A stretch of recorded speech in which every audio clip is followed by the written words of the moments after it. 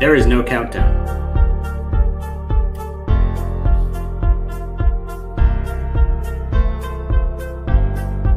You are muted. You are muted. There you go. Good morning, and thank you for joining us on episode 111 of Blowback, Exposing Imperial Decline. I am just trying to get my Facebook stream going. I think I just did. So, thanks for joining us, viewers. Ian Kummer, my regular co-host from a suburb in Moscow, is here. Our special guest today is Max Parry, returning from Baltimore. We were expecting maybe Ben and maybe another guest, but it will just be the three of us this morning, which is fine.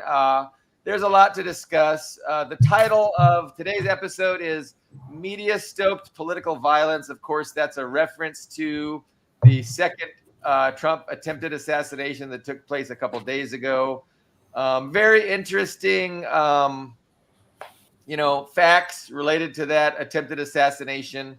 And it does suggest that, this over-the-top, wall-to-wall corporate denunciation of Trump as a traitor and a threat to our freedoms and democracy has really contributed to some of these, people, engaging in attempted violence and violence, really. I think there's a strong connection, and I think, the media, of course, refuses to acknowledge their own culpability in this phenomenon, but I think they're largely to blame. And so that's my opinion, and let's see what if you guys are in agreement with that, or if you want to push back a little bit.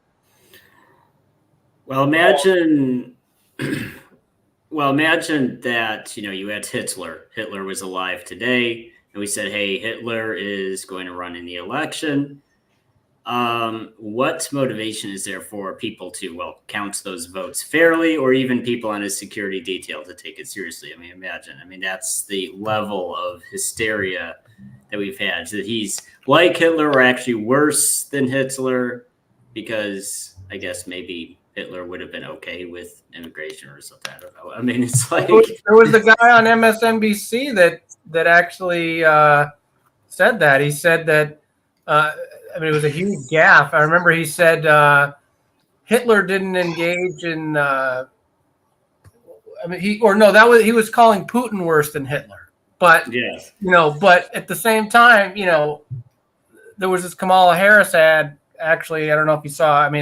Medea Benjamin on X was sharing it. It was this new Kamala ad where, she's referencing, the ad references Ronald Reagan, and that said, presidents throughout history have stood up to communist dictators.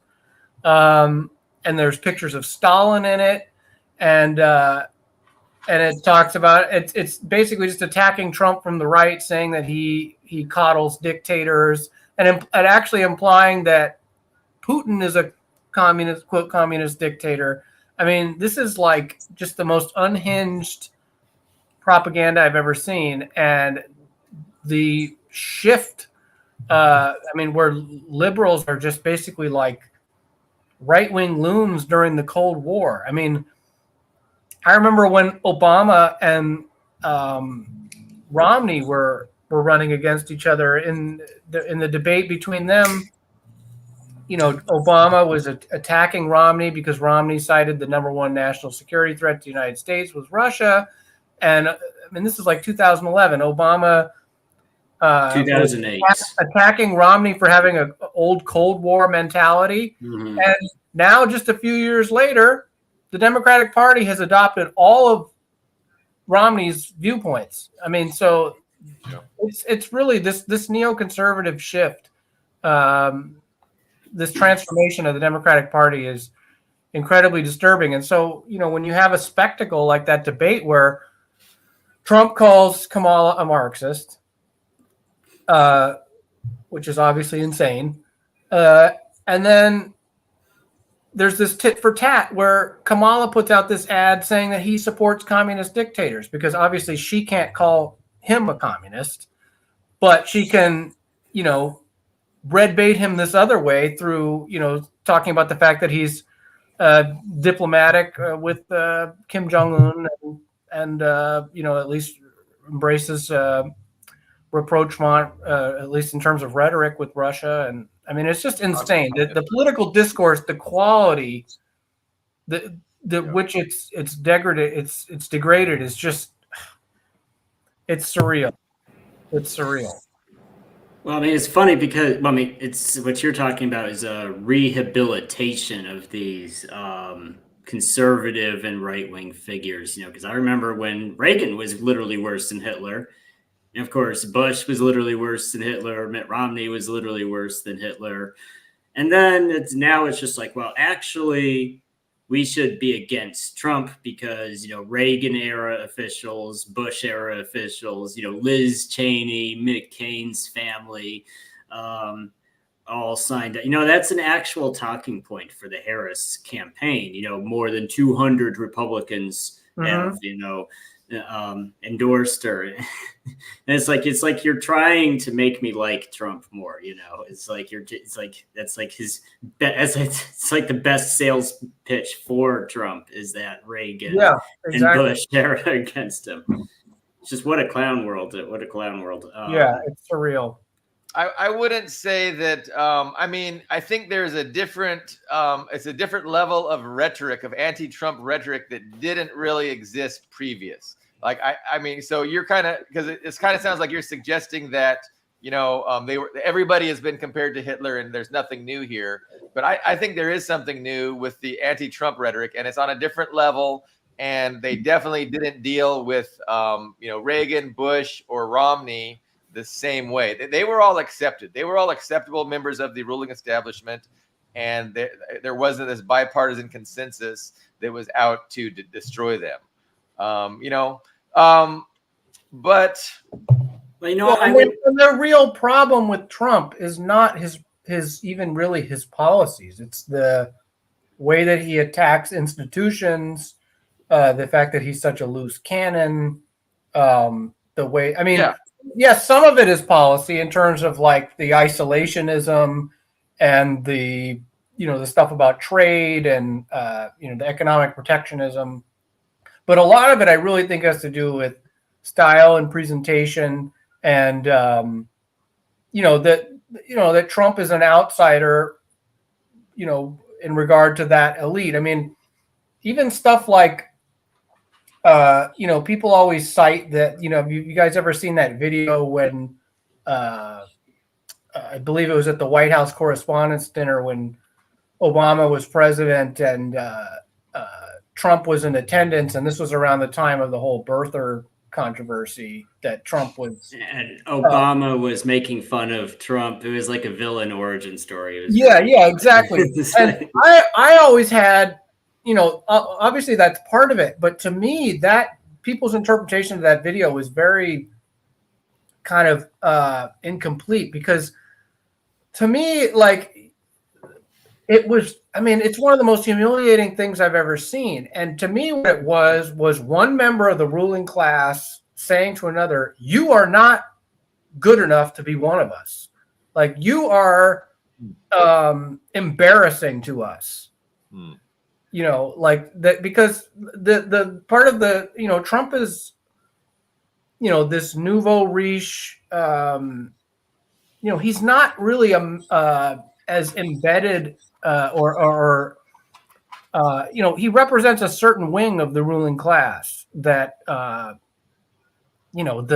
which is really a part of what I think a lot of this inter-elite infighting is all about. Trump represents a certain wing that's it's not the old money and the national security establishment. It's this other wing. And to me, that video, it was one member of the ruling elite, really castigating another in front of the world. And I don't know. That's one of the most humiliating things I've ever seen.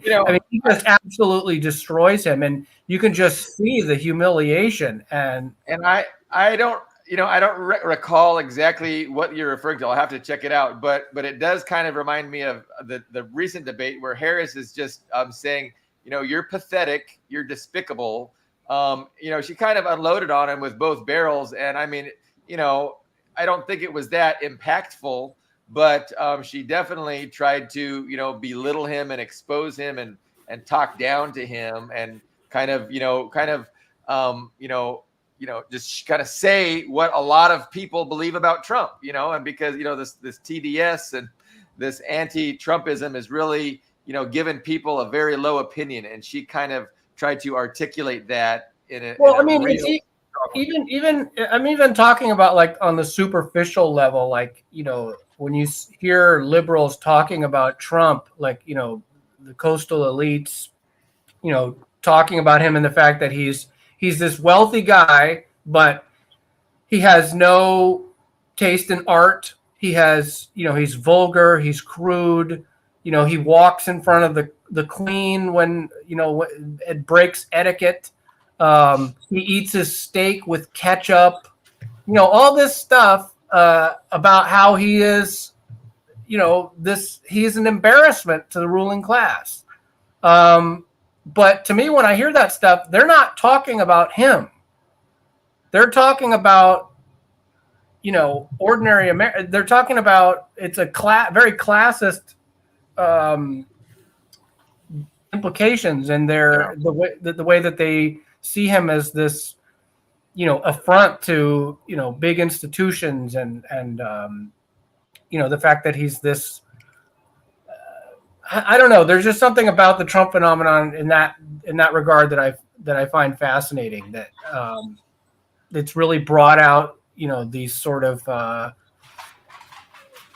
divisions within, like what liberals expect, or people that have, it's the fact that Trump attacks, like something like the intelligence community for its assessments of the elections, and attacks the FBI. He is willing to sacrifice those things for his own political gain. And that gets into the territory that I think is the most impactful reason, the most influential reason why he's not appreciated, because he's really he did it more when he ran the first time and the second time, but his anti-establishment rhetoric, right? And his I'm going to drain the swamp, they're all crooked, and he really hit that home. And the problem was that really touches a nerve with people. Well, I mean, a good nerve, right? Because the vast majority of Republican voters and Americans are really sick to death of the bipartisan establishment. And they realize that there's not a lot of difference between Democrats and Republicans, that it's a game, that they don't have representation. And Trump really hit that home. I mean, especially when he ran the first time, and he's on the debate stage with 12 other Republicans, and he's just winning, and he's knocking it out of the park. And he's pointing out that, everything they're saying is bullshit. And it was just so refreshing, and it was so inspiring to, Republican voters that this guy is saying what I'm thinking.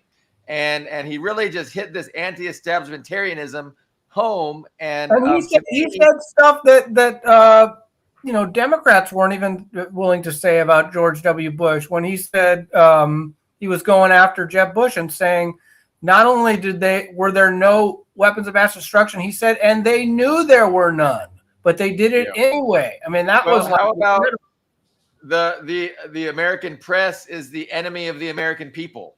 Yeah. He straight up said that. That's a quote. And those kinds of things, get him. And like you said, because he's willing to trash these institutions, trash these, long-standing bipartisan policies for his own benefit, right? Yeah. So, and that's in that way, he's a loose cannon. They can't control him, and they don't trust him, and they don't want him around.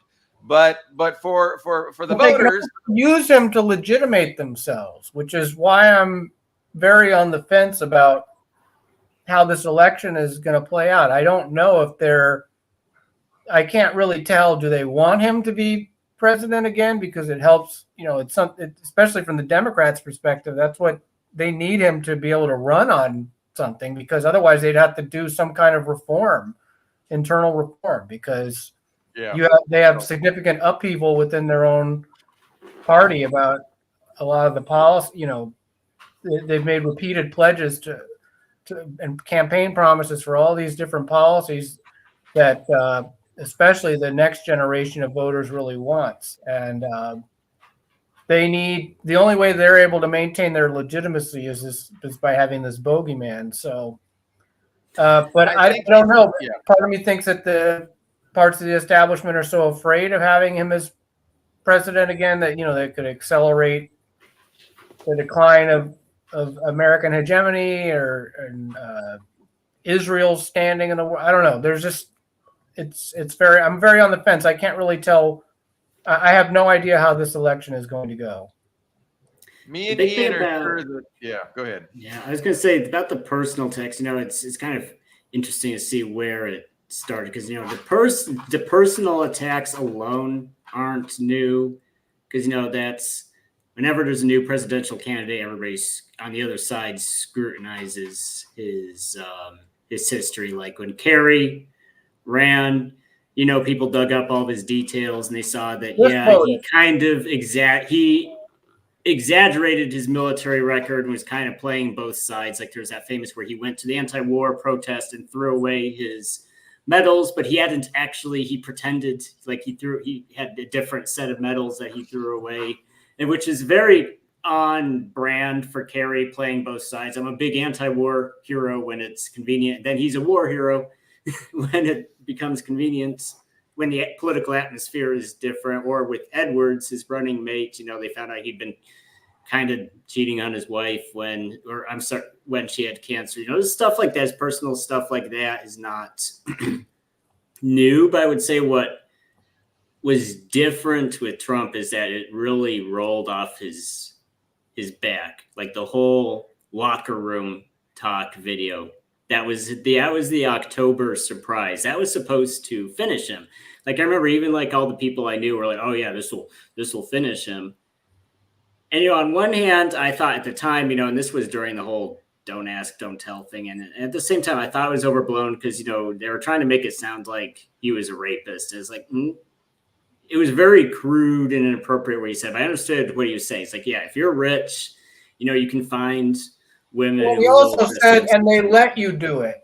Yes, yeah, it wasn't rape. It was just like, if you're a rich guy, women will throw themselves at you. It's a very crude thing. It's not appropriate to say, especially because I think I'm pretty sure he was married at the time he said that. But, they overblown, and it was supposed to finish him. When they find some personal dirt on you, you're supposed to just roll over and apologize. That's what every major, left or right, that's what every major celebrity does. Even if you're a very left-wing, very Democrat guy, and they find you did something inappropriate 20 years ago, you're really supposed to just roll over and apologize. I'm sorry. His response was to bring all a huge chunk of the women that had accused Hillary Clinton's husband of sexual assault to the debate where he was, expressing at least in terms of appearance remorse for the hot mic, Access Hollywood locker room. The media was apoplectic because the normal rules didn't apply to Trump, and so they didn't know how to destroy him, subvert him, and get him out of there. Yeah, because he just doesn't care. I mean, it's just you can't shame someone who has no shame. So that stuff just did not work on Trump because, yes, let's be honest, he's a kind of a crude guy. He doesn't care. Like, oh, I have this smoking gun evidence that Trump is crude. And it's like, well, okay, we already knew that. Trump doesn't care. His supporters don't care, because that's not the reason those same people. Thing with the Stormy Daniels thing. It's like, all this stuff. It's like when you see them talking about, like this obsession with his taxes. Like, oh, he's not as rich as he says he is. It's like, don't you get that you are helping him by doing that? You're making him appear like a regular person. You're humanizing him. His supporters are going to go, oh, he's like me. He has financial problems. He's this rich guy that doesn't know how to handle his money properly. He's constantly going bankrupt. They're humanizing him. All these attacks on his character, all they do is just solidify his persona, and people are just completely clueless about the Trump phenomenon. I mean, every time I see, it's like, oh, here's the thing, the walls are closing in, we've got him now. Here's this, document that proves he's not as rich as he says he is, or, like as if sleeping with a porn star is going to somehow like put a dent in his image. It's like not even everyone on the planet. I mean, I've seen videos of him denying it, but every single one of his supporters knows that he slept with her, had an affair with her. They don't care. Like anyone that's going to vote for him doesn't care. It's just the whole thing is just ridiculous. Like people think that that's actually going to affect the public perception of him. I mean, the liberal class is totally clueless. With the taxes thing, I mean, this stuff to any normal person who doesn't suffer from Trump's derangement syndrome, it's very obvious the taxes thing was a partisan attack because basically his property was appraised at a certain value, and that was the value he paid taxes on. But then they basically retroactively said, well, we disagree. We think it was worth more, so therefore he cheated on his taxes, which is so blatantly partisan. And frankly, you could do to anybody who owns property. I mean, I could go to Billy Bob's house and say, well, I disagree with how this house is appraised. I think it was worth $50,000 more than you said it was, therefore you cheated on it. It's such a bullshit. Transparency bullshit tactic. He openly admits on the debate stage that they asked him, did you use the tax code to pay as little taxes as possible? He said yes. No. He said, and so do all your donors. So does everybody else on this stage. That's why the ruling class doesn't like him, is because he says out in the open what they do. Or at least part of it. That's part of it. Well, I guess my main point is that the personal tax by themselves wouldn't be new. I think what's new is actually painting one mainstream candidate, one of the two mainstream candidates, as a literal enemy of democracy. He is an enemy of democracy. Anyone who supports him is an enemy of democracy. It's just with this broad brush. And citing the endorsement of Dick Cheney, who actually stole one, if not two, elections. I mean, it's just insane. In the name of saving democracy, you're citing, all these officials from the Bush administration. Alberto Gonzalez, all these ghouls, these neocon arch conservatives from the most evil administration in my lifetime. That's who you're citing, who clearly, stole multiple elections. I mean, you're going to cite that as we need to save democracy. It's just insane to me. So me and Ian are pretty sure that, Trump will not win the election regardless of how people vote. Because we don't have a lot of faith in the vote counting process, especially in certain swing states. And we think that it's quite possible that, they're able to control the outcome of an election, regardless of the vote. Now, we might be wrong. And, there's a chance, if Trump wins, then we'll have to rethink that. But it seems pretty clear and obvious that they really, the consensus is they really don't want him in. Kamala is their person, and that they have the means, motive, and opportunity to make sure that it's Kamala that gets in. Now that could mean, a Trump assassination that'll save them the trouble of, rigging certain swing states. Not that they would ever do that, YouTube. It's a joke. I'm just making a joke, but I'm not making. I don't know. It's tough. I'm trying to mess with the algorithm so they won't tear us. Well, they don't necessarily have to. I mean, in the last election. I mean, the FBI, meddled in that election by getting. I mean, there was the October surprise with the Hunter Biden laptop story, which the Biden campaign didn't even deny that the emails and the laptop were authentic. But the feds went around to social media platforms and directed them to to censor a story by one of the oldest newspapers in the United States and put out that it was Russian disinformation, even though now a couple years on, they've acknowledged that it was all authentic, but now it doesn't matter because Biden isn't running for re-election anymore. You're making an assumption, though, that was enough. Of course, that is part of rigging an election, and that is, a way in which the election is rigged. But I'm just saying that at the ultimate level, I'm not convinced that they can't rig it at the counting ballot level as well. And I'm not sure they didn't in 2020. I'm not sure they didn't. They might not have. All the other riggings may have been enough to ensure a Biden victory, with the vote count. But again, with all the mail-in ballots, I'm just not certain. Yeah, I mean, I have questions about it too. I mean, the numbers I found to be so astronomically high for both candidates, not just Biden, but the amount of numbers of people that they said voted, especially when you look at the previous election, the jump is so high. I mean, I know they said it was extreme circumstances because of COVID and all that, but I mean, the numbers are very fishy. I admit that, but I just mean, I wrote a couple articles about that election, and I never saw any smoking gun evidence that the vote itself was tampered with, and how are they even going to produce something like that? But especially when the people doing the investigating are clearly biased in favor of one camp. But to me, it's not even, you don't even have to go there because they already interfered in the election through, the social media purging and the of course, censorship. Of course. Yeah. And again, the lawfare, all these cases against Trump, these legal cases against Trump. I mean, that's more election tampering. The gag order he had, not being able to talk about certain things during, I mean, that's a sort of tampering. And then you have the normal tampering where you have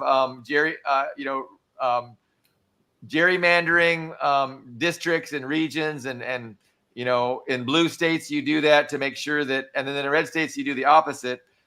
But there's a million ways that the election is a farce, and the most obvious way is that you just need the backing of the billionaire class to be viable. And so, right there, that just proves that, our democracy is really an oligarchy, because if nobody that the billionaire class doesn't want in power, if you have to get the backing of the billionaire class to be in power, you don't really have a democracy. I mean, that's number one.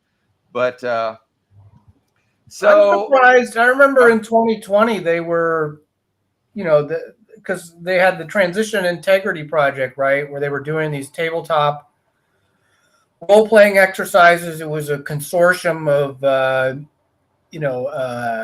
people from the Democratic Party elite, like Donna Brazile, and then they had these neocons like David Frum and Max Boot and these other people getting together and role-playing this contested election scenario. But I remember there was also talk that, and from the strategy, from the standpoint of the Democratic Party as a strategy, it seemed like a smart idea to me. I mean, because obviously the attempts to, a lot of people want to abolish the Electoral College, but if they're going to keep the Electoral College, the way to ensure Democratic victory every time would be to, accede or have Puerto Rico and Washington, D.C. become states, give them statehood. And that would really, I think, already the popular vote, the Democratic Party seems to get it every time. But, I don't think that they've won. Supposedly Bush won the popular vote in 2004, but there's a lot of questions about that election too. But it's really, they haven't won the popular vote since like the early 90s. The Democrat or the Republican Party is in a really grim situation in that regard. So if the Democrats really want to slam dunk it, they, if they were to be able to give statehood to DC, Puerto Rico, or maybe even some of these other U.S. territories, Virgin Islands, or But Well, I mean, they don't they want need that. to. I mean, I don't think they need to. I mean, yes, they could. I don't think there's enough backing, even within Puerto Rico itself, to add it as a state. But I mean, the thing is, if you with the current immigration trends, and you notice, I mean, you look at how the media reacts to immigration, right? When they go to a red state, it's great. You know, they're just other Americans. We need to welcome with open arms. But when they pack them up and ship them, like to Martha's Vineyards, then they're up in arms about it. You know, it's weaponizing the border, it's weaponizing immigration. I mean, it's very transparent because if they move migrants, you know, legal or not, to a red state, to a low population density red state, and then first step is to give them deportation protection. And then you give them a path to citizenship. Then in 5 years, 10 years top, that is now a blue state. I mean, it's just Well, it's a very Biden deported more immigrants than Trump did. yeah. I mean, there's well, yes and no. So it's true deportations are higher, but that's because encounters at the border are at record highs. That's also, I mean, it's true deportations are up, but immigration in general is at record highs right now. Okay. And you know, I think that's what's missing because, you know, we can talk about the ethics of border policies, you know, how humanitarian is it? You know, we can talk about how the USA destabilizes the countries these people come from, like the Honduras or Haiti. But I think what's missing is just how partisan a tool it is, because if you know, it doesn't even need to be, I'm not saying 100% of immigrants vote Democrat. I'm not saying that. It's not true. But you just need a majority. If you know that surefire 2/3 to 3/4 of those people you indiscriminately let in are going to vote for your party. Well, I mean, there's no motivation to not to do that. And there's no motivation to, because I think what's keeping the Republican Party afloat is the Electoral College. I mean, they would have crashed and burned probably 10 years ago or long, if not longer. But what's keeping them afloat is the fact that it is a federal, not a confederacy, but it's close to a confederacy without calling it a confederacy. You know, there's the states' rights thing that's enshrined in the Constitution. I think that's what keeps it afloat. If it just turned into a popular vote, it would be over already. And the way around that is just to shift those few swing states solid to blue. Once they're solid blue, Republicans will never win an election again. You know? But I would dispute the idea. So you're suggesting that immigration is primarily a response to the motivation by the Democrats to win elections. And I would disagree with that. And I would suggest that I don't think the Democrats or the Republicans are interested in becoming a one-party system where one party just dominates. I think they need two parties, and so I don't think the Democrats really want the Republicans to go away because that's how they legitimize not doing anything, by blaming the other party for blocking it. And if you had a one-party system, then people are going to be expecting things and they won't have an excuse. I think the immigration issue is more for the corporations, and it's doing the bidding of the ownership class to provide cheap labor. And also, it's divisive, and we can talk about immigration. We can divide the working class along these cultural lines. And, in the meantime, we're going to have a labor supply of people that are willing to work cheaply. And it's going to lower overall wages. I think the economic thing is more of the reason of the open borders ish. If people don't want to argue. I don't think the two explanations contradict each other. I don't think there's a contradiction. Yeah. Well, and it's also why Republicans don't oppose it, because that's what even if okay, the party I support is going to become a permanent minority, I, as a businessman, benefit from the cheap or the almost free labor. That's why even those old guard mainstream Republicans don't really, there's that MAGA minority within the Republicans that are very, very, very loud about immigration. But you can see the Republican Party is split, and that's the reason why it's split, because it's very beneficial to big business to say you can dissolve, because the Republican Party has been in opposition to the labor movement, to unions, because unions are typically, even in very conservative, socially conservative states like in the Midwest, those unions tend to be Democrats. And so dismantling the unions with scab labor is just, it's a very appealing. I would say it's a compromise. And if the USA did shift to one party having a large majority, and then you had a loud minority party like think of like even in the multi-party systems in Europe, right? There's a one coalition that has a majority and has had the majority for years and years and years, and you have that very loud opposition party. I think that's a workable system, because you can be even in a party where the president is always a Democrat and there's always a Democratic majority.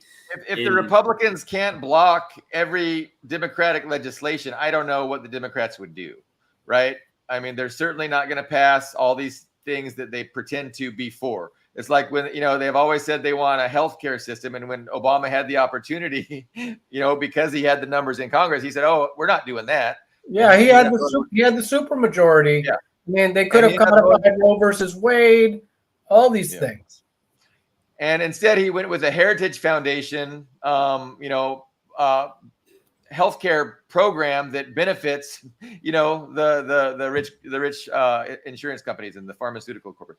But anyway, so I mean, we can disagree on that. Like, I just don't see that a one party, that's untenable for them. They much prefer to have the opposition strong enough to block the program of the party in power, and it goes both ways. Well, we're also thinking. I was going to say we're thinking in peacetime. I think we're all thinking in peacetime. By peacetime, I mean we're not facing a peer or near peer adversary. Even in the war on terror, it wasn't. I wouldn't even call that a war footing. It was just permanent. Attempting some neo-colonial holdings in the Middle East. That's what that was. It wasn't. So as they gear up war. For a war to deal with these existential threats to the empire, they're going to want a more unified, cohesive. And I can see that, but I see that not as everybody going Democrat, but as just the Democrats and the Republicans not having any differences. But they're still gonna, I think they have enough, and I think in that you and I have disagreed on that before, because I've always made the argument that the ruling class, that there is factionalism in the ruling class. There are issues they do passionately disagree on. It's not all, some things, yes, some things are clearly a farce and for theater, but I think there are some ideological differences. And well, it's complicated. I mean, I would say that individual puppet politicians are bought and paid for specifically because they're true believers in a given thing. And so they're put in power because they truly believe something. But that makes them beneficial to the real owners, who really couldn't care less about these issues, that they see the issues as wedge issues. So they're happy to put their chess pieces around who are true believers. But I was going to respond to Brian. Brian is commenting, and I don't want. So it suggests to me that perhaps we're coming across like we're engaging in the electoral in the election, and either supporting the Democrats or Republicans. So I just want to make clear that we are not doing that. I am definitely not going to vote Democrat or Republican. As a resident of California, my vote is literally. I still have my empty voter registration form right here. I still haven't even bothered to fill it out. So you could vote for Putin. You could vote for Vladimir. I usually write in Mickey Mouse. Yeah, that would be a tremendous improvement to either of the the people running in these bourgeois parties. So, but yeah, no, I fully endorse what Brian is saying and what Lenin is saying, because he's really quoting Lenin here. And I don't want to give people the wrong impression just because we're discussing this.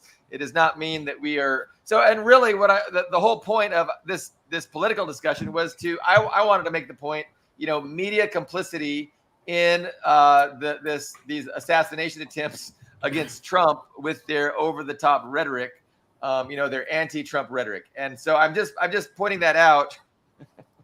So, but where do we want to go from here?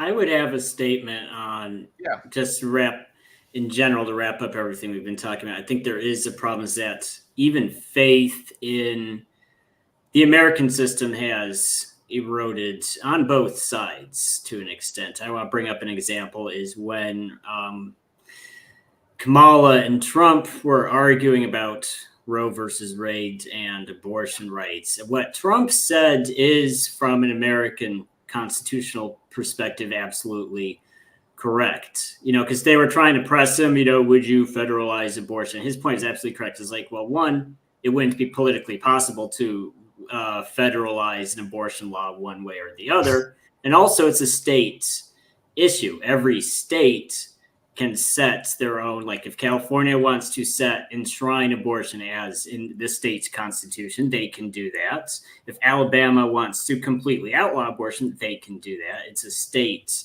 system. But what I see specifically with the abortion thing, and even when I argue, because I happen to be in favor of, that's my for what it's worth, that's my personal take on abortion. You need reasonable access to abortion. That's my take. But I tell people on both sides, it's like it is a state issue. And even like both the pro-life and the pro-choice people jump down my throat when I say that to them. They say, no, because abortion is murder, they'll say, well, you literally want women to die in the back alley from coat hanger abortions. Both sides are upset about that. And they want, their belief enshrined on the federal level, which is not how the system was originally supposed to work, because it is a state. That's the whole concept, that there is some degree of sovereignty in the individual states, and and I can't get anybody on either side to even agree with me on that. So that really shows that people don't actually believe in the system itself, and when people stop believing even in the basic principles of how that system is supposed to work, it can't work. So that's my and I mean, from the Marxist perspective, right? Like the system is not the arbiter of how things work. It's the interests of the ownership class that decides how things work, and they're not going to constrain themselves by any piece of paper, whether it's a constitution or a law that at one point Congress has passed.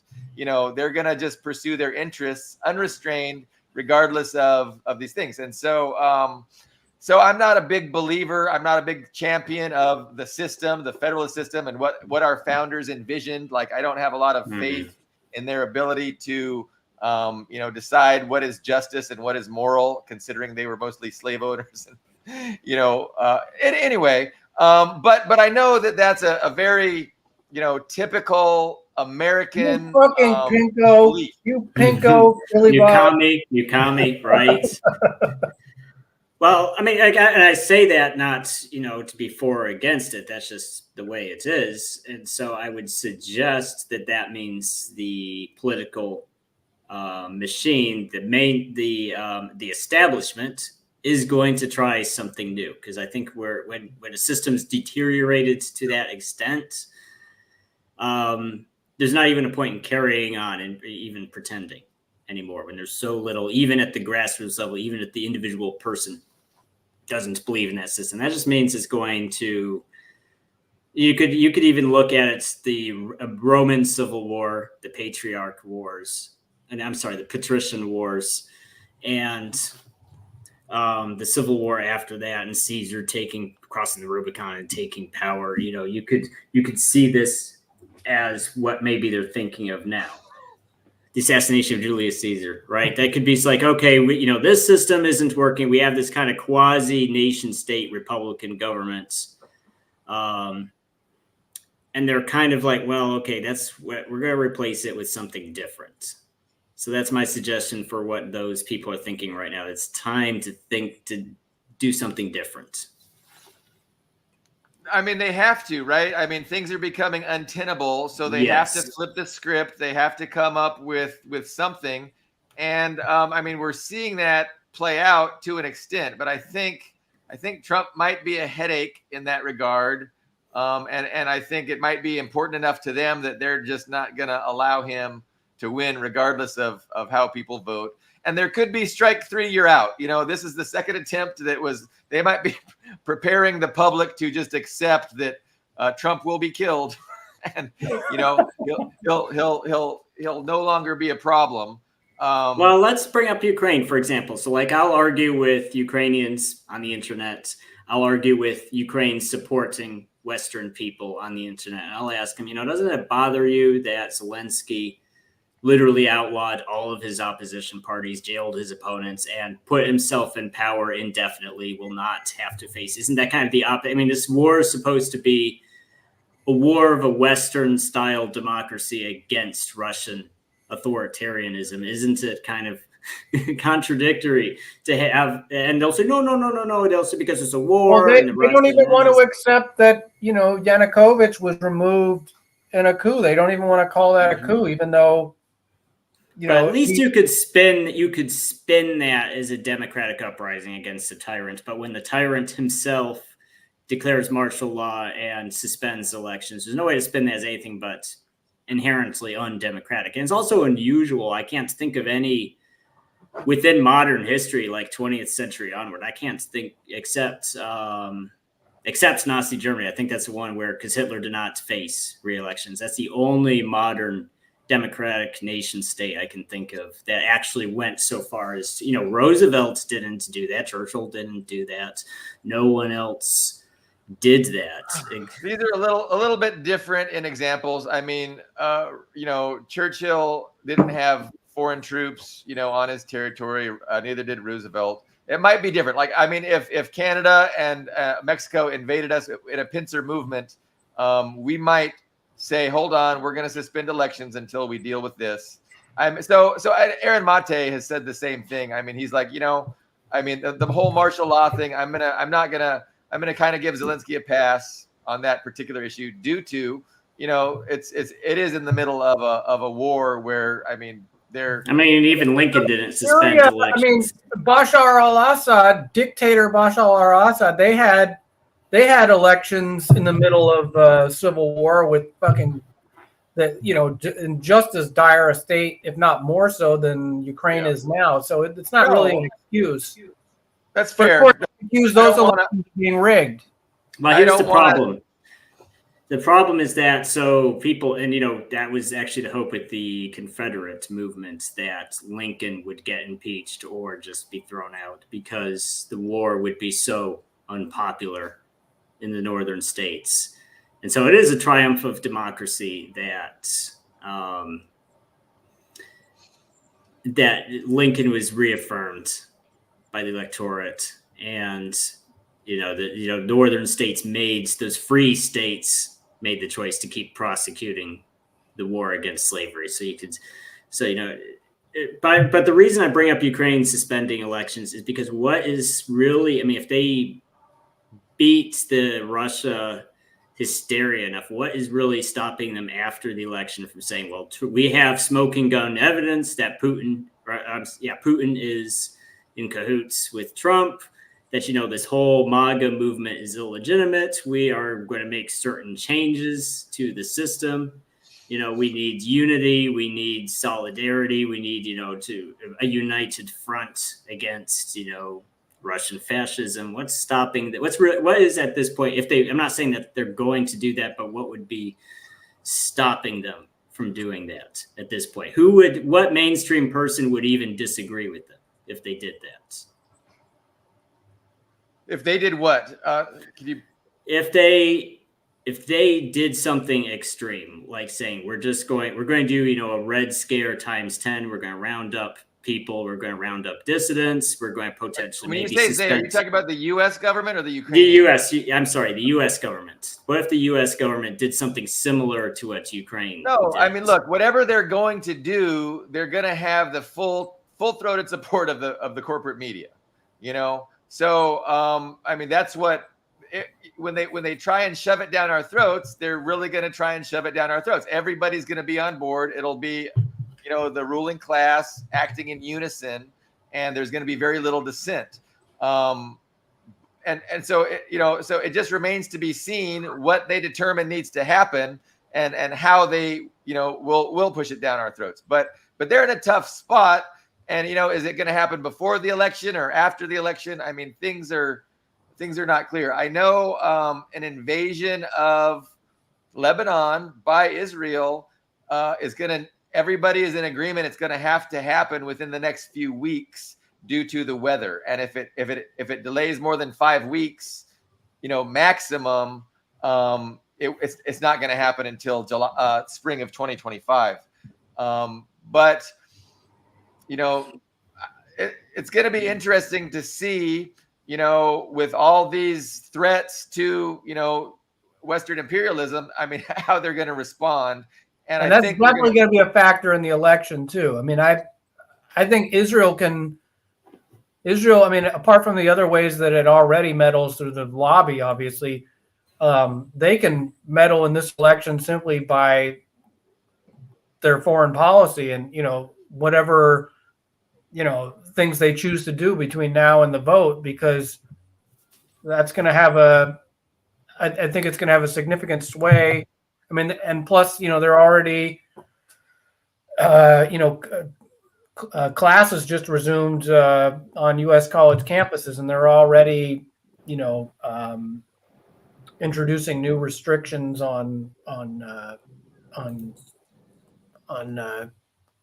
what they're allowing as far as protests go. And I think that's going to be, I mean, we have no idea how things can go between now and the next few weeks, Well, I'm not sure how an Israeli invasion of Lebanon would favor one candidate over the other. I mean, that I don't have a clear thought on that. So I'm not sure, in what ways do you think Israel can influence the election? Well, because if say that there's, I mean, I just mean in terms of hyping up hysteria around it. I mean, there was a very disturbing, wave of propaganda, obviously, after October 7th. And say, I don't know. I just think that one candidate can attack the other as far as, Trump can, if this kind of hysteria that we saw after 9/11 can be whipped up, with an escalation of that war. It's the same thing that the way that whenever there's a development in the Russia and Ukraine war, Harris attacks Trump as being weak on that. Well, Trump can do the same thing on the Democrats, in regard to Israel, because he's more, openly. I mean, he's already doing that, and I'm not sure it really sticks because, again, the Democrats are just as having just as much they can't really do more than they're already doing. And I think if there is an invasion of Lebanon, I think the United States is going to help, right? I mean, of course, participate. So, but I'm just not sure if Israel did that, which candidate that's going to help. I mean, of course, Trump can say that, I think it will help Trump because it will probably trigger another wave of protests on campuses. Okay. Against the war, and these people are mostly Democratic siding kind of people. Yeah, and have you guys seen these polls about how well Jill Stein is doing in these swing states? Oh yeah, no, they're scared. They don't like it. Yeah, they're very, very. There's a lot of trepidation around that because she could split the vote. Yeah, because even Gary Johnson's probably split Clinton's votes more. And they're really coming after her, like Keith Ellison, these turds. AOC. Yeah. I mean, there's a reason that AOC has been launching these unprovoked attacks on social media against Jill Stein. She's being told to that. Jill Stein appeared on a very high-profile show, The Breakfast Club. This hip-hop oriented. show that is very popular among young voters. And AOC, they enlist her to be the one that goes after Jill Stein because, she's the quote unquote leftist progressive of the Democratic Party, the spokesperson. Yeah. And they're very concerned about these swing battleground states like Michigan, where, the Muslim vote is, 40% for Stein, which for the Green Party, that's unprecedented. So they're anti-Semitic. Muslims are anti-Semitic. Yeah, they all hate the Jews.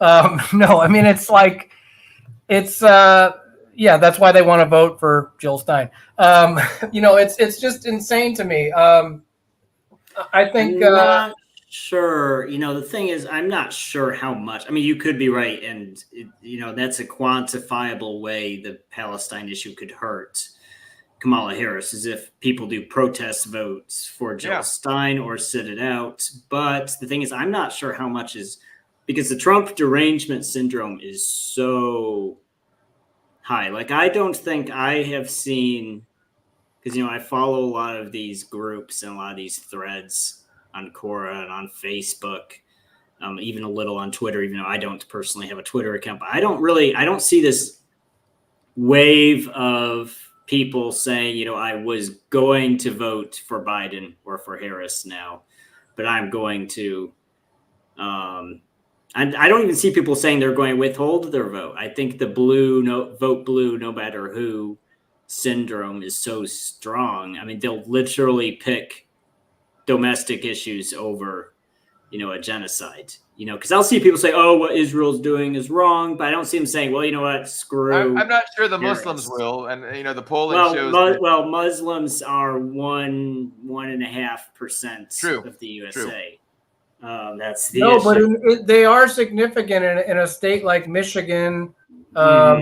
There are a few others. They could push a swing state, so that's why I'm saying it's not. African Americans. There's been significant opposition to the Gaza policy among African Americans. It's definitely could end up being a significant enough factor. Whether it's enough to override, yes, what you're saying about. I mean, that's why they're ramping up the the attacks on Trump in relation to Russia, and Kamala's putting out this ad about, him supporting dictators or whatever. But I think that with a significant development like, say, an Israeli invasion of Lebanon, I do think that could possibly have, because the backlash to Israel, and to the Democrats over this policy, I think, say, God forbid, there's something like, another Sabra and Shatila, the Israelis are increasingly unhinged. Who knows? It might not be just like an invasion, they have a history of committing massacres already, but when they're really desperate, when they're really, who knows what they're capable of. So, even though they haven't done well militarily in the past in recent history against Hezbollah, and they'll probably do even more poorly in the future. But I just think that the Israelis, these Kahanis are really unhinged. Who knows what, and, now that there's social media that can broadcast live this genocide on air, it could only further increase the bad PR and just become increasingly more toxic for the Democrats in regard to Israel, and force them to have to do something. Otherwise, they're going to risk, putting a dent in their election chances, at least as far as the presidency goes. I mean, that's what I also think could happen, is people could split their tickets. People could support the Democrats, maybe in terms of, governors and senators and things like that, but do a protest vote with the presidency. I don't know.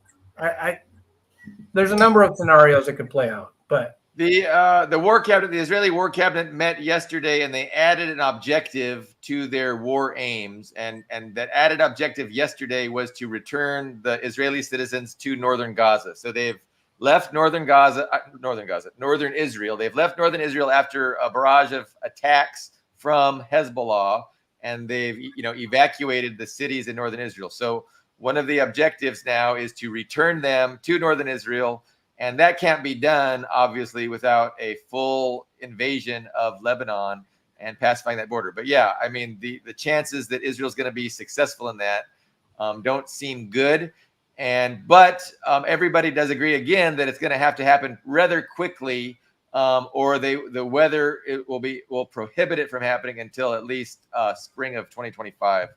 So I don't know if that's good timing or bad timing for the Democrats. Max obviously is suggesting it's bad timing for the Democrats, and he could absolutely. I think I'm in agreement with you. It's not going to make a huge difference one way or the other. I didn't say that. I am uncertain, but well, could I'm be going to right. say, as someone who is here in the United States right now, I definitely think it's a factor. I definitely think it's a factor.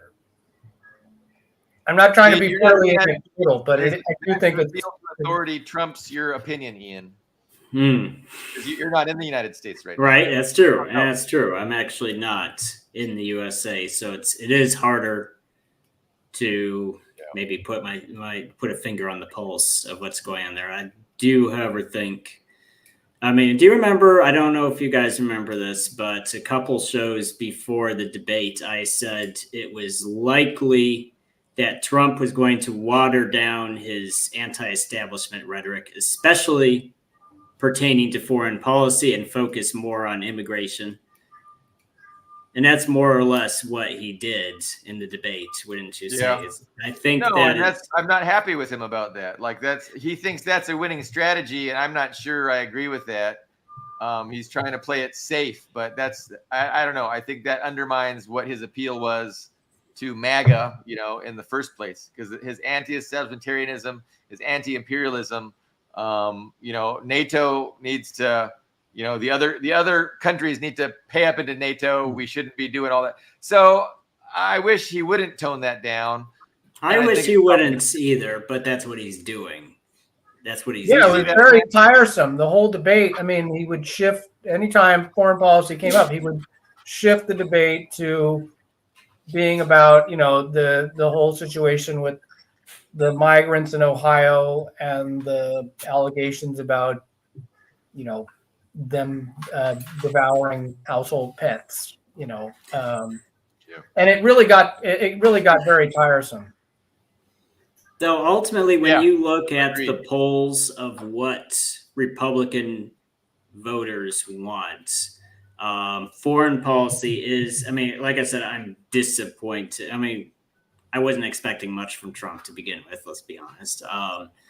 But it is consistent with how voters are polling. When they say, what are the things you personally are upset about? They will list border policy, the economy, to include inflation, and to a lesser extent, polarizing issues like abortion. The foreign policy has unfortunately never really been high on American priorities, because it really doesn't affect. Let's be honest. The wars and the sanctions really don't directly impact Americans' everyday lives. They don't. The war in Ukraine doesn't. The war on Palestine doesn't.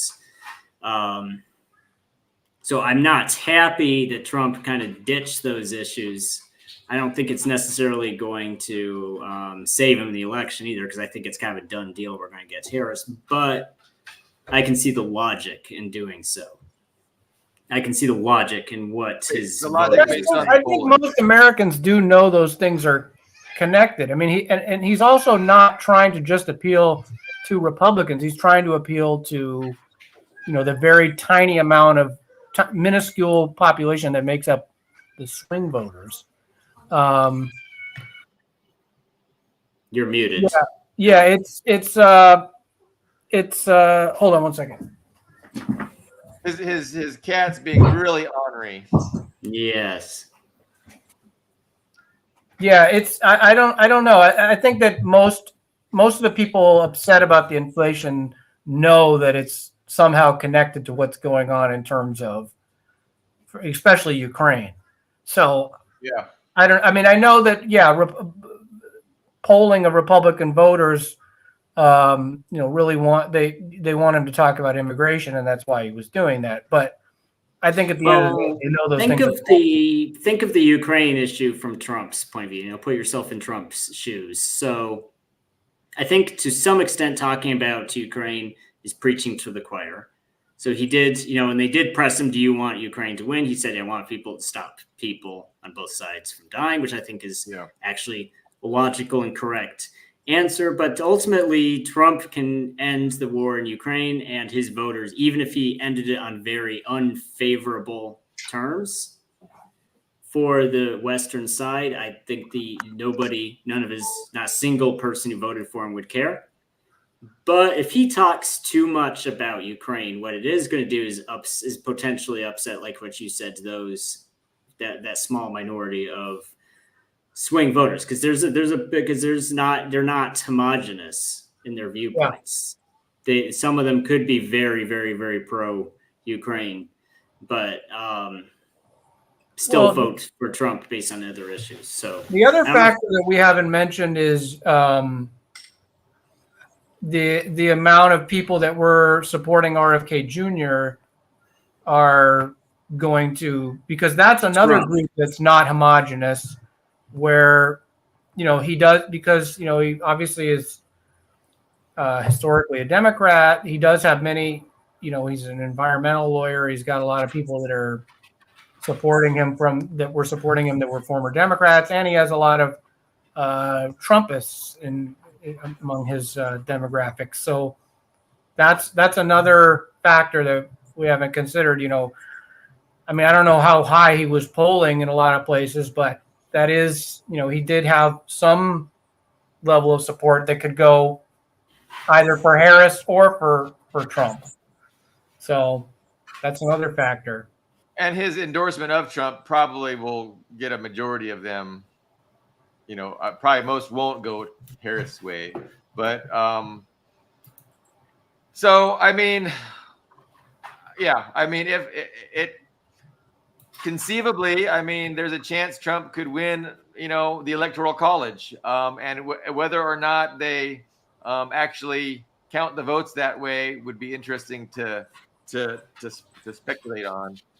But what about the ideological struggle, the ideological warfare, where there's like an unstated effort to get everybody on board with a certain ideology, but it's not overt. And there's like Trump calling Kamala a Marxist, right? And Republicans saying that liberals are the worst. There's kind of an ideological confusion, and then there's also this effort to corral everybody into this ideology. Shoot, that's my work. Let me take that. So talk amongst yourselves. I don't know why they would call me during my program. How do I mute? Okay. Well, anyways, I think where Billy Bob was going with that, I don't want to put words in his mouth, but we were talking a bit before the show started. So Billy Bob did want to have a segment about essentially Trump is going on the whole, everybody who disagrees with me is a Marxist, like the famous Trump quote, I'm against Marxists, socialists, communists, and Nazis, like they're all interchangeable terms. And then there's also, I don't want to put words in his mouth, but then there's also, I think, some of that going on the other side where Kamala Harris is also against far left guys, but they characterize everybody who disagrees with them as the far right. Everybody is the far right now. Everybody, to the point where the term's almost meaningless. You can't, if everybody is far right, then it's not far right. It's just a mainstream opinion.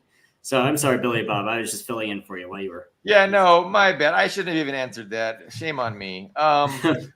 But what I wanted to, hit at was, you have so liberalism. Liberalism is the ideology that permeates the West, and that is the justification for our empire, right? And our empire is always the interests of empire are always furthered, whether it's a sanctions regime, economic war, overthrowing governments. It's always justified based on liberal ideals and liberal principles. So the Western world is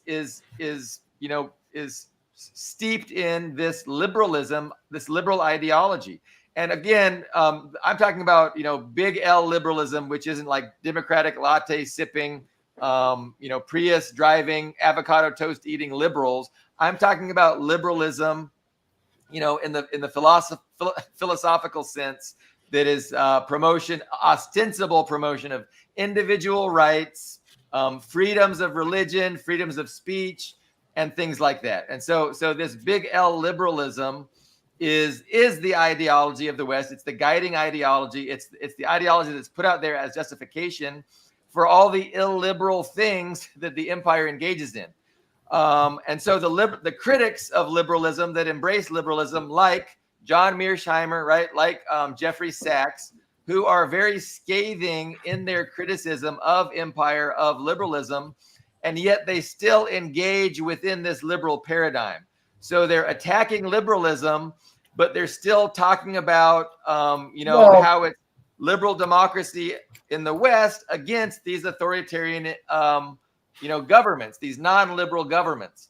And so, and my point is, as a Marxist, it's like what I see happening is these critics of liberalism are endorsing my worldview, right? They're endorsing my worldview, and they're saying that everything that I, as a Marxist, believe to be true is actually true, and yet, out of the other side of their mouth, they talk about how I am so glad I live in a liberal democracy. And they're so authoritarian. And so it's like they criticize on one hand, but then they support and endorse and uphold the bullshit liberal ideology out of the other side of their mouth. And I want to talk more about that. But Ian, I would suspect that you are refusing to embrace an ideological label. I think that's a correct statement. I don't really want. There were periods of my life, I like to tell people on the show, I'm a recovering Bernie bro, Isn't that just a flavor of? That's just a flavor of liberalism, though. I don't even oppose being called.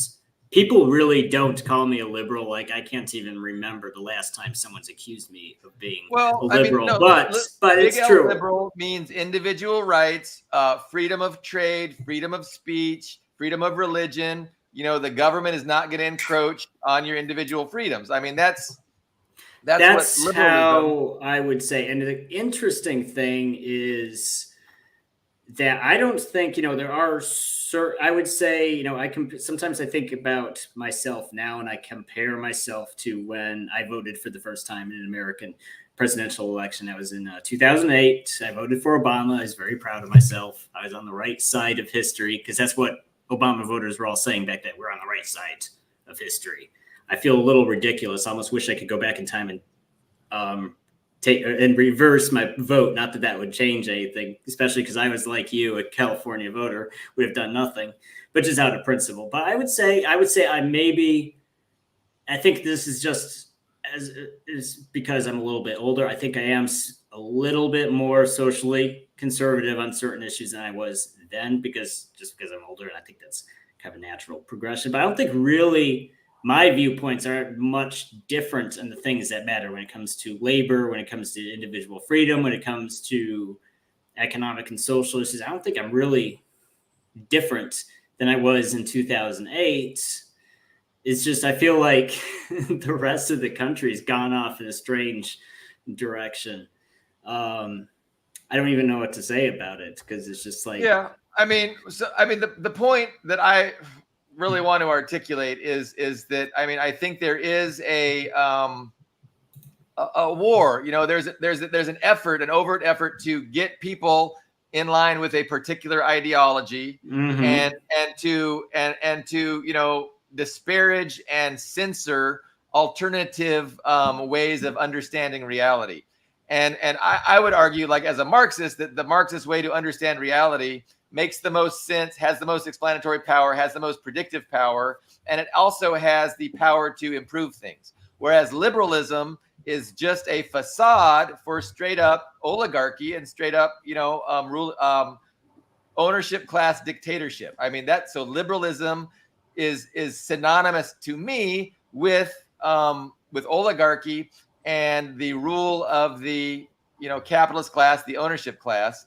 And it's just a facade, right? Because they don't really, you know, they don't really embrace these liberal values. These liberal values, when push comes to shove, is it the priorities of the oligarchs that matter, or their liberal values? When push comes to shove, it's inevitably the interests of the oligarchy, and they will pursue those, and they will throw their pretend liberal values right under the bus. And so if the operative principle in their behavior, in their policies, is always and everywhere going to choose, you know, their economic and political interests over their ostensible liberal principles, the operative principle then is oligarchy. And it's so that's my point. Like it just is stupid to even engage, to embrace liberalism, to pretend that you want to promote individual rights and freedoms, and then you know, when in reality it's liberalism is a hollow shell to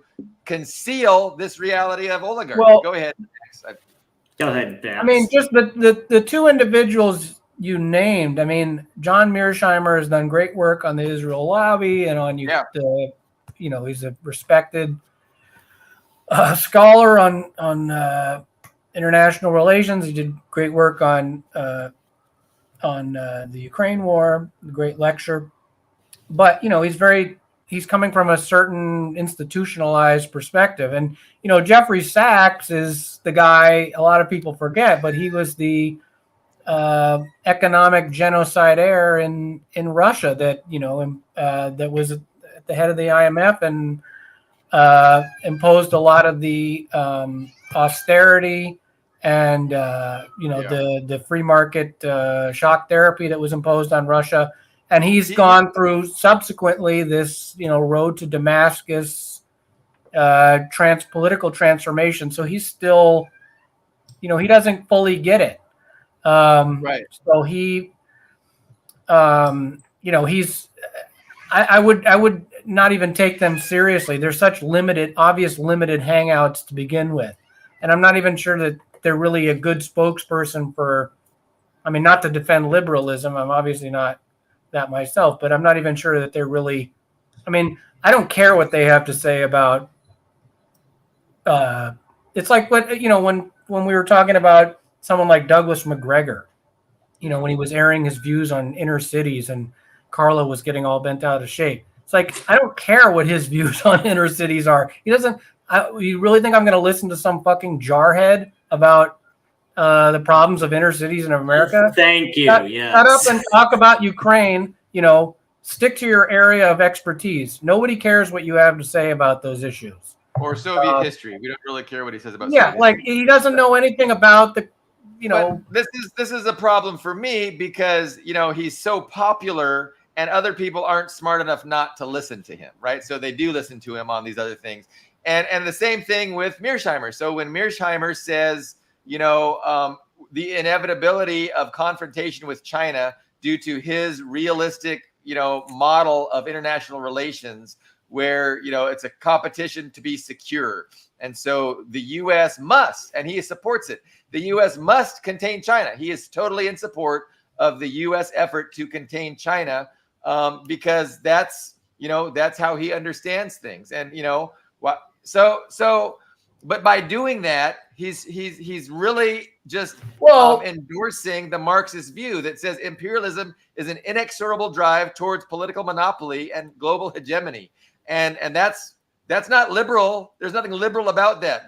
That's I mean, he is. imperialism. I mean, it is inevitable. As long, I mean, from a certain perspective. I mean, not to defend, the pivot to Asia or whatever, but I mean, as long as the U.S. has a capitalist system and it's an empire, it's going to be driven to, Right, but at the other go side after of the resources of other countries, and we're a liberal democracy.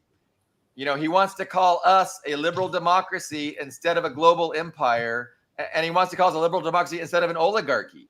And so, but then, in his description of how we behave, he acknowledges that we behave. So that's what I'm saying. He talks out. Yeah, of both he's sides. naive. He's a naive liberal. He's not able to connect the dots between. That's fair. I'm curious though. You'd think, he would have had interactions with people and he would have a response to, no, I don't agree with Marxism because of this. And yet, everything he's saying is validating the Marxist worldview. All of his, obvious, perceptions are validating the Marxist worldview. And yet he goes back to, I am so glad I live in a liberal democracy, and we have a liberal democracy. And then he keeps describing us as being very, very illiberal, which is obvious. Well, you see the same hypocrisy. Yeah. Like, I have a lot of colleagues who are anti-war libertarians, and these people are some of the most passionate anti-war people I've ever met. But they don't understand imperialism for the life of them, because they'll turn around and defend capitalism. They have no. They oppose war on moral grounds, and that's fine, but they are completely unable to connect the dots economically as to why the United States would, is going around the world with 800 military bases and trying to expropriate the resources of other countries. They think it's because, there's, regulations on, Bretton Woods, or the U.S. switched from the gold standard to, they have absolutely no understanding of, they defend the very system that all the symptoms of, they oppose. And then what do they call it when there are symptoms of capitalism that they don't like? They call it communism. They usually, they attack the World Economic Forum and Klaus Schwab those are run-of-the-mill libertarians that you run into on social media, and I don't expect much from them. And I do believe that is the explanation. I just kind of think that Mearsheimer and Sachs, in their travels, ought to have learned something. And I'm just curious about how they can, what is going on in their brains that allows them to embrace the lies of liberalism, while at the same time they are just exposing them, completely and very powerfully, in front of, the audience of ruling class people. So by the way, there was a great podcast that dropped last night, Mearsheimer and Sachs on the same stage talking about their views and disagreeing over China. It was really a tremendous watch. But like Max says, maybe I get too interested and I shouldn't even listen. But I just think they're very powerful critics of U.S. imperialism.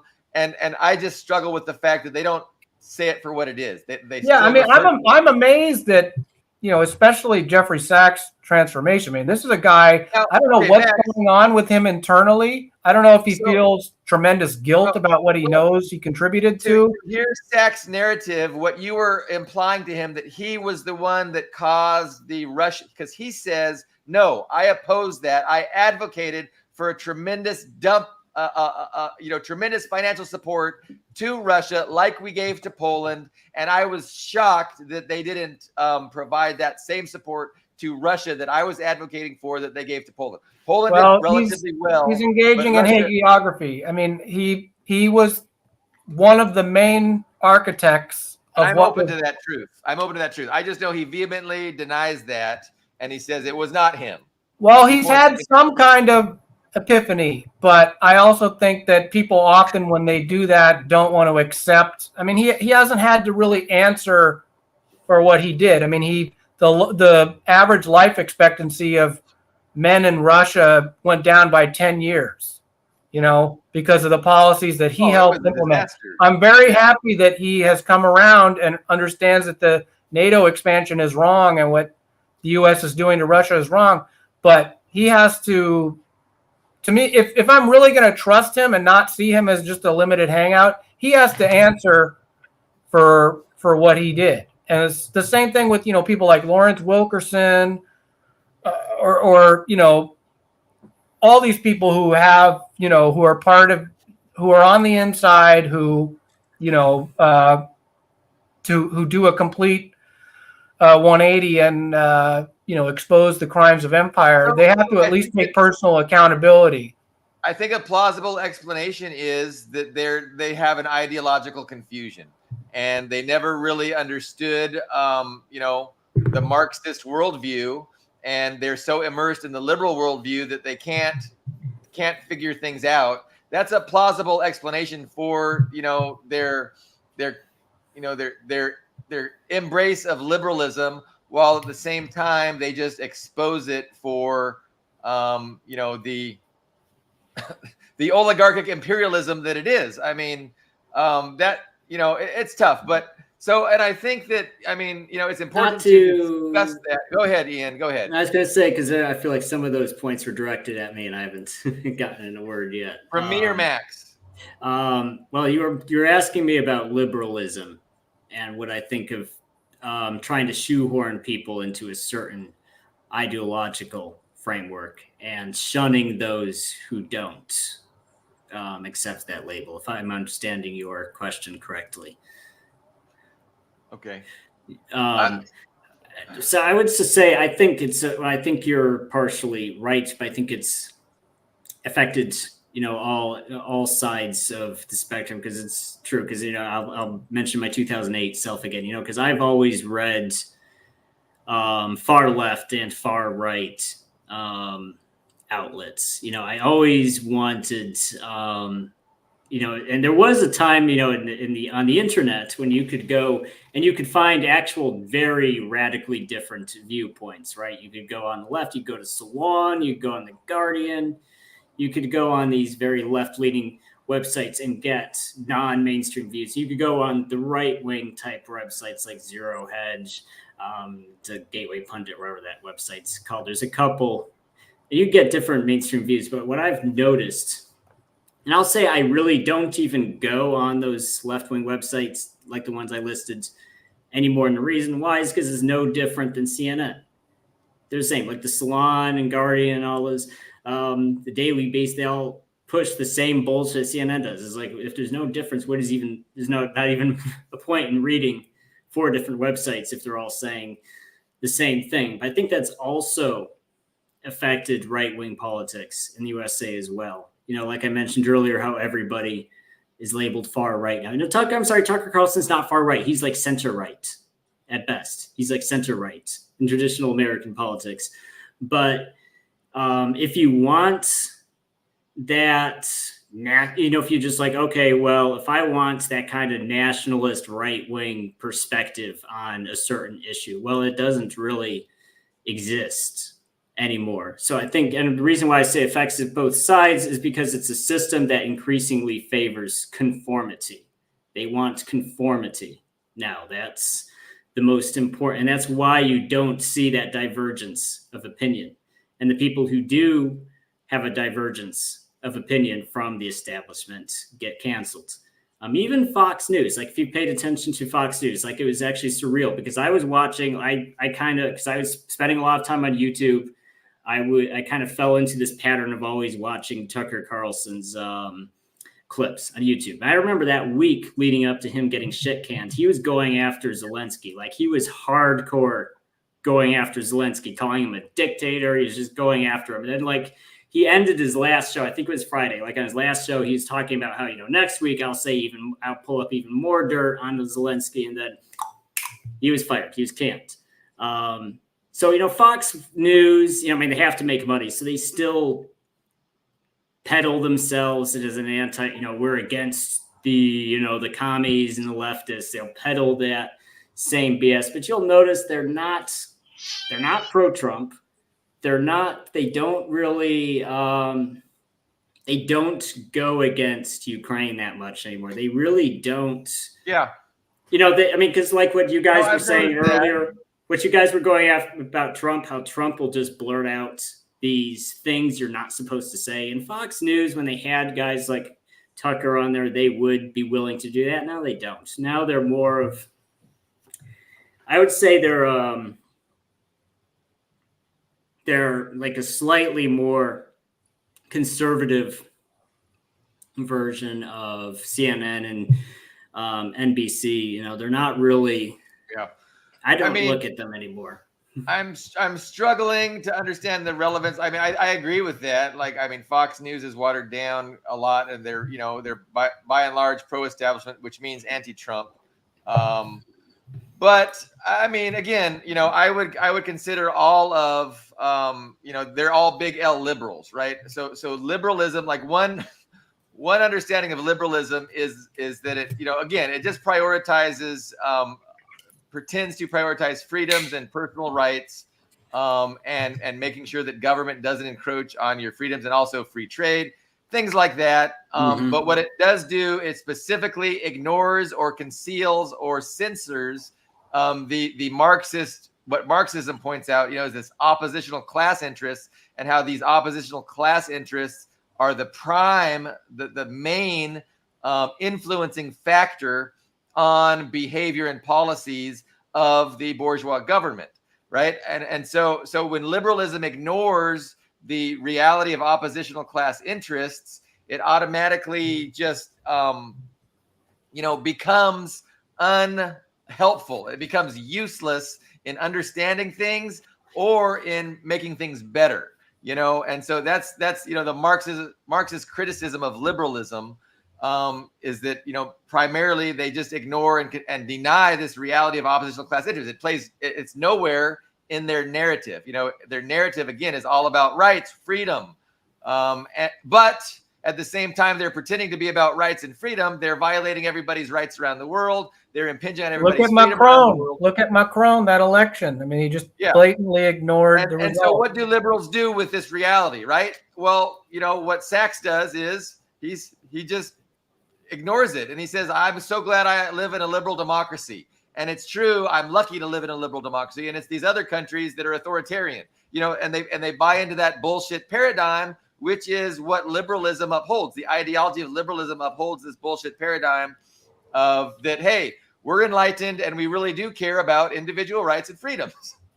Again, I mean, I think everything you said is correct. I just think it applies to the other side as well. And I also think it's not new What either. is the other side? What do you mean the other side? Well, I would say even the very quote unquote right-wing figures in American politics, going back decades, not recently, are very liberal in comparison to the rest of the world. Because like even American Republicans, I would say from a global perspective, are more liberal when it comes to at the outset, I defined liberal as big L. It is not just Democratic voters. It is not just latte sipping, avocado toast eating, electric car driving liberals. It's the entire Western establishment. It's Western Europe. It's the Democrats. It's Republicans. It's really everybody who thinks in these terms of freedom and individual rights. Right? Because these terms are simply the justification and the support structure for oligarchy and for ownership class dictatorship and imperialism. I mean, that's what it is. And until you start talking about class and the reality that the ownership class, and that's what politics is. That's what left versus right really is. It's the working class versus the ownership class, and it's the struggle for political power that ensues from this natural delineation within society due to capitalism and the privately owned means of production. So the working class, is interested in, putting their political parties in power against the oppositional interests of the ownership class. That's what politics is. That's what left versus right is. And in this country, we've totally lost sight of that. And liberalism has obfuscated that reality. Liberalism ignores this class divide and focuses solely on individual rights, blah, blah, blah, which again, they don't even care about or uphold. So I'm saying that there's a battle over people's perceptions, over people's understanding of ideology, and people need to trash liberalism, understand that liberalism and this whole pretense of we're a liberal democracy and they're authoritarian needs to be thrown out the window, and you need to start looking at things in terms of through the class class analysis and class perspective, because that's on the that note. I actually have to get going, guys. I would love to continue. No, you have to say I'm right, and then you can go. Sorry, I actually have to get going, but it was a pleasure as always, and look forward to doing it again soon. I'm sorry for the I ended at the end, Max, and didn't let you have a word in, but we'll have you back soon. Thank you for joining us. Yeah, of course. Take care, guys. Thank you. So I'll just respond. I think what you're saying is true, but it's not just class, because what's essentially happening is what they want is everything to be a big blob of gray, and it's not. So it is class. Yes, it is class. They dilute the class interests in the USA and in other countries that is controlled by the establishment, but they do it to other things too. So like, I'll bring up an example. So think of, Saint Reagan, supplying weapons to, the Afghan freedom fighters against the big bad commie Soviets. Now in your head, imagine, just like a stereotype, just the most right-wing, racist, xenophobic, nationalist guy you can think of. Not any particular person, just a stereotype. What would that hypothetical person say about Reagan, or USA in general, even before Reagan? What would he say about Afghanistan? Well, he would probably say, well, why are we doing that? Why are we supplying weapons to, these radical Muslim sodomites, literally? Why are we taking why are we taking this northern, these tribes which have a society that's completely repugnant to American culture? Illiberal. Illiberal. Against Russians, because even under communism, Russians were more similar in values to Americans than they were to these wacky Islamist guys in Afghanistan. Yeah. So even a far right-wing guy would look at a situation like Afghanistan and be like, why the hell are we giving these guys weapons? Right. So what I'm saying is that what they're taking all those fringes, they're delegitimizing them. And it's not just, it is absolutely class. I agree with you. They dilute class, but they also dilute other things. They don't want, I think what they're really, it's the ultimate brand of authoritarianism. They don't want class loyalties. They don't want family loyalties. They don't want nationalist loyalties. They don't want ethnic loyalties or cultural loyalties. They just want loyalty to the state. And that's it. Well, who's they and what do they want? So they are the ruling class. And in the West, the ruling class is the ownership class, the wealthy elites, the oligarchs. So the oligarchs, obviously, their number one priority above the family, above national interests, is maintaining their class interests and furthering their class interests, which manifests as a global empire and attaining global hegemony, controlling markets, controlling resources. So this is the driving force of Western imperialism. It's the class interest. It's the interests of the oligarch class of in the West, Western Europe, United States. So, of course, when you ignore that and you think that they're just a liberal democracy, you scratch your head. You don't know why they would weaponize the Taliban, right? That doesn't make any sense. They're not liberal. The Soviets allowed, women in school, and they were very progressive. Why would you oppose that? Well, because liberalism is a lie designed to conceal oligarchy and imperialism. That's it. And so, and somebody, Dust made the contribution that, liberals ain't left. And that's exactly true because, liberals, they think they have allegiance to values and principles of freedom, of, individual rights. But in reality, these values are just cynically exploited and manipulated and used as justifications for the ruling class to further its ruling class interests, which is imperialism. Again, it's controlling. I dispute your definition of liberalism with the big L when it comes to individual rights, because these people really don't want individual freedom or individual free speech either. No, well, that's what I'm saying. It's an ideology, and the ideology is used to obscure the reality. And the ideology is used to justify a reality, and the reality is very different from the ideology. So these things they supposedly agree upon and want to promote supposedly are actually absolutely not important to them. And so for people like me and you to buy into this idea that we are a liberal democracy and that we really do support human rights and freedom, and that these are the justifications for coming up against these authoritarian things, like that's just a whole bunch of stupid. That's just a whole bunch of mindlessness, because the reality is totally different. The reality is these principles are just cynically exploited to justify rank dictatorship and authoritarianism of the ownership class, as they try and maintain their share of global hegemony, their control of resources, control of governments, and control of markets. I mean, that's what it's all about, and it always has been about, and that's what Marxism declares. And so it's just silly for me to see liberals defending and explaining and observing Marxism in action, and then still maintaining their liberalism and talking about liberal. It's contradictory and confusing, and it really drives me crazy. But it's also stimulating. Well, it's true. And I think Marxism, whether or not an individual person is a Marxist, there's a lot of feedback on your end. Can you get rid of it? Is there a way to get rid of it? I can, I don't hear it, but I can mute. Well, wait a minute. No, wait. Unmute. I think it might be gone.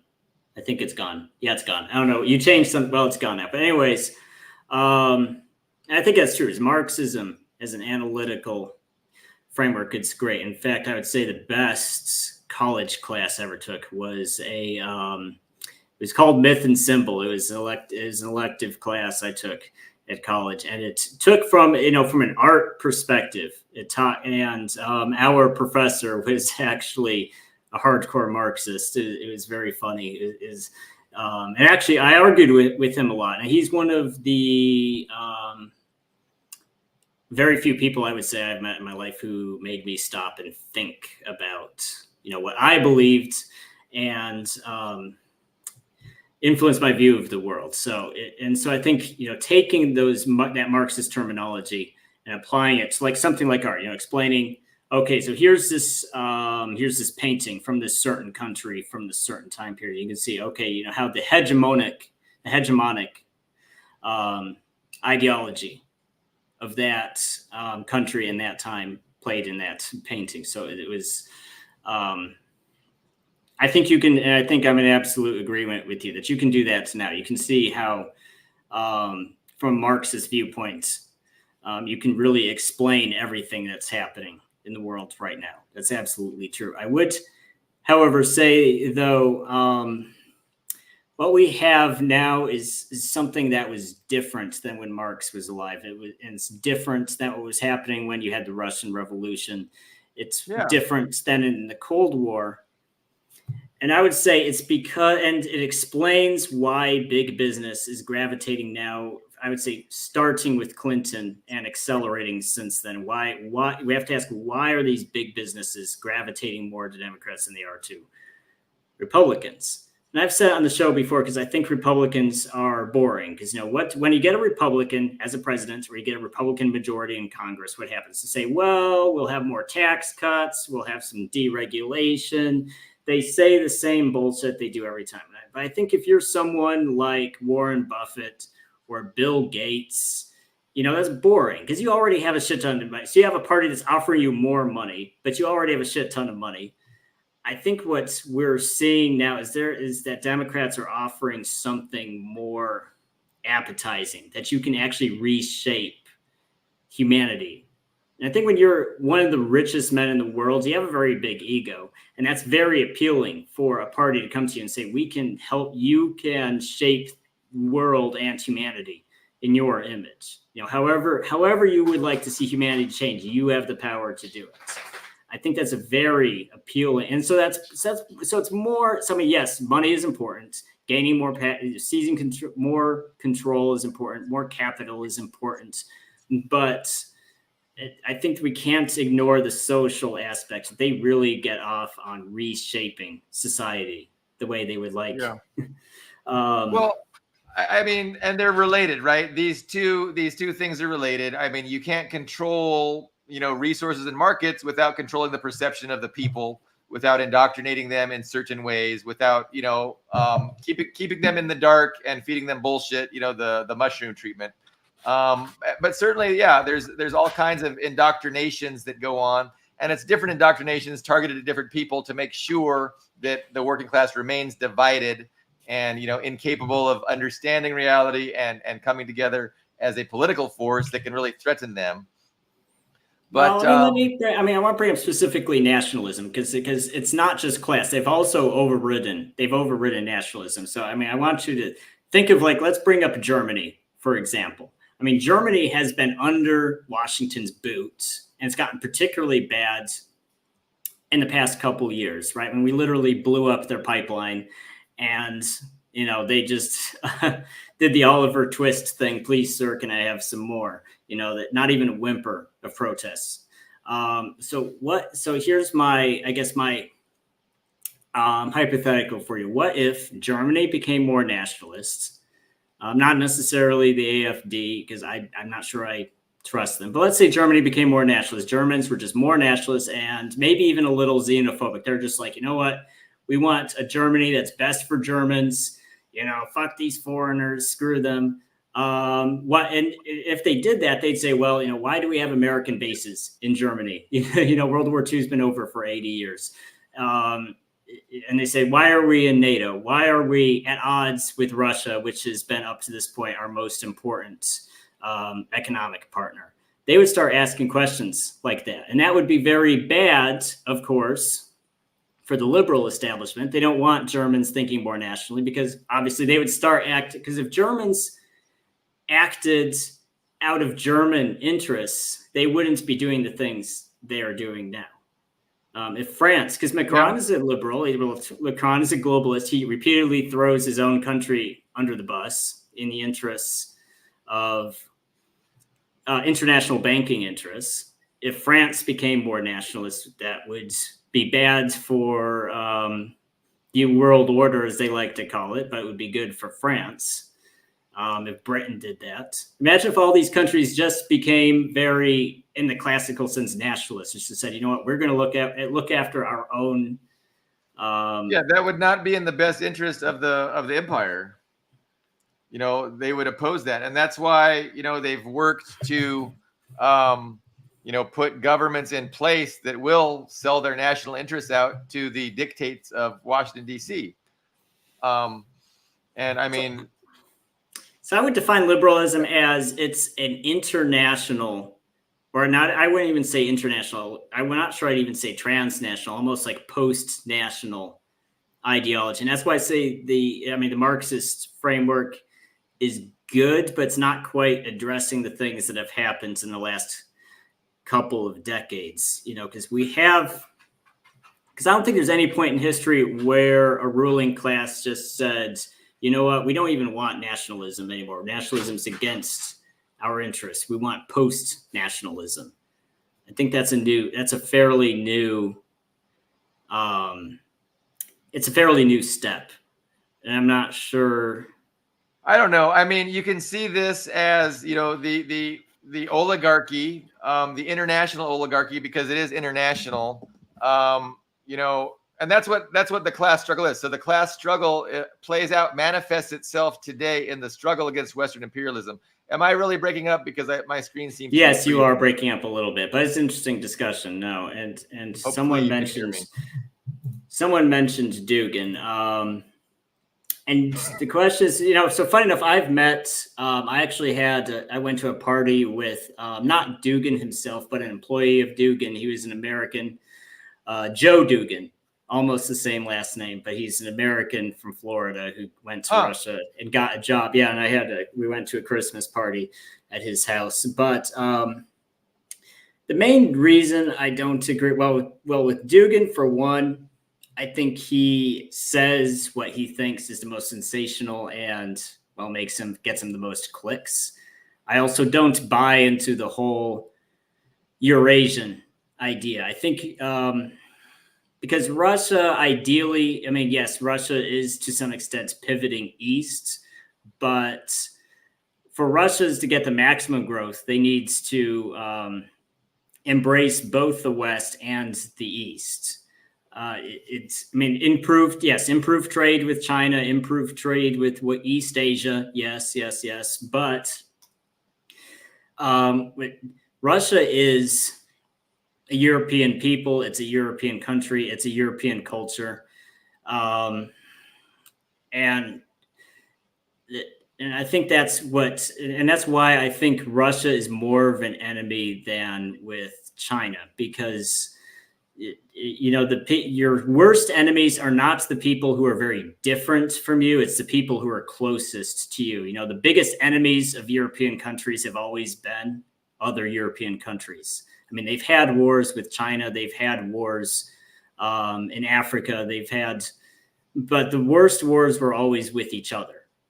And that was even before the modern era.